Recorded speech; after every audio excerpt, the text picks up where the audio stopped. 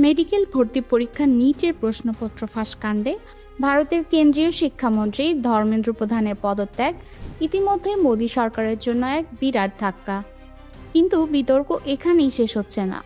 শিক্ষামন্ত্রীর বিদায়ের পর এবার বিরোধী শিবিরের সরাসরি নিশানা ভারতের প্রভাবশালী স্বরাষ্ট্রমন্ত্রী অমিত শাহ। প্রশ্ন উঠেছে, নিট কাণ্ডের জেরে দিল্লিতে আন্দোলনরত শিক্ষার্থীদের ওপর যে বর্বরোচিত পুলিশি তাণ্ডব চালানো হলো তার দায় কি এড়াতে পারেন স্বরাষ্ট্রমন্ত্রী? ঘটনার সূত্রপাত গত 20 জুলাই।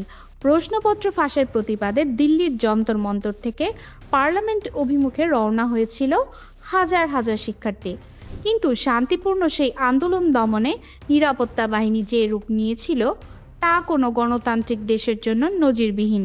কাঁদুনে গ্যাস আর বেধড়ক লাঠিচার্জের পাশাপাশি শিক্ষার্থীদের ছত্রভঙ্গ করতে ব্যবহার করা হয় প্রাণঘাতী পেলেট গান বা ছড়রাগুলির আঘাতে 19 বছর বয়সী শিক্ষার্থী সাহিল লোজাব আজ এক চোখ হারানোর আশঙ্কায় প্রহর গুনছেন। এমনকি রেহাই পাননি দায়িত্ব পালনরত সাংবাদিক ও নারী শিক্ষার্থীরাও। দিল্লির পুলিশ সরাসরি ভারতের স্বরাষ্ট্র মন্ত্রণালয়ের অধীনে পরিচালিত হয়। এই হামলার পেছনে কার ইন্ধন ছিল তা নিয়ে এখন তোলপাড় পুরো ভারত। লোকসভার বিরোধী দল নেতা রাহুল গান্ধী সরাসরি স্বরাষ্ট্রমন্ত্রী অমিত শাহকে চিঠি দিয়ে জবাবদিহি দাবি করেছেন। রাহুলের প্রশ্ন, শান্তিপূর্ণ শিক্ষার্থীদের উপর ছড়াগুলি চালানোর নির্দেশ কি স্বরাষ্ট্রমন্ত্রী নিজে দিয়েছিলেন? রাজপথে সাধারণ পোশাকে লাঠি হাতে ছাত্রদের পেটাতে থাকা ব্যক্তিরা আসলে কারা ছিল? রাহুল স্পষ্ট জানিয়ে দিয়েছেন, স্বরাষ্ট্রমন্ত্রীকে এর জবাব দিতেই হবে। এদিকে রাজপথের এই উত্তাপ এবার আছড়ে পড়েছে পার্লামেন্টেও। রাজ্যসভার বিরোধী দলীয় নেতা মল্লিকার্জুন খাড়গের কক্ষে কংগ্রেস, টিএমসি, সিপিআইএম সহ প্রধান বিরোধী দলগুলো এক জরুরি বৈঠকে মিলিত হয়েছে।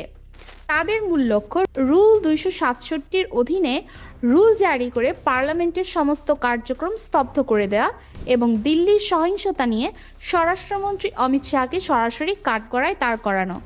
বিরোধীদের পরিষ্কার দাবি, শুধু মন্ত্রী ধর্মেন্দ্র প্রধানের পদত্যাগই শেষ কথা নয়, প্রধানমন্ত্রী নরেন্দ্র মোদীকে প্রকাশ্যে ক্ষমা চাইতে হবে এবং স্বরাষ্ট্রমন্ত্রী অমিত শাহকে পার্লামেন্টের মুখোমুখি হয়ে কৈফিয়ত দিতে হবে।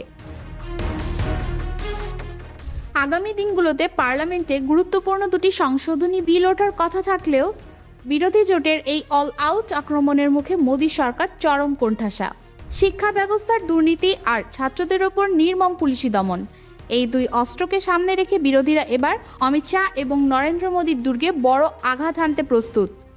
এখন দেখার বিষয়, শিক্ষামন্ত্রীর মতো বলির পাঠা বানিয়ে অমিত শাহ কি নিজের গদি রক্ষা করতে পারবেন, নাকি ভারতের রাজপথ ও পার্লামেন্টের এই ক্ষোভ মোদী সরকারের ভিত আরও কাঁপিয়ে দেবে।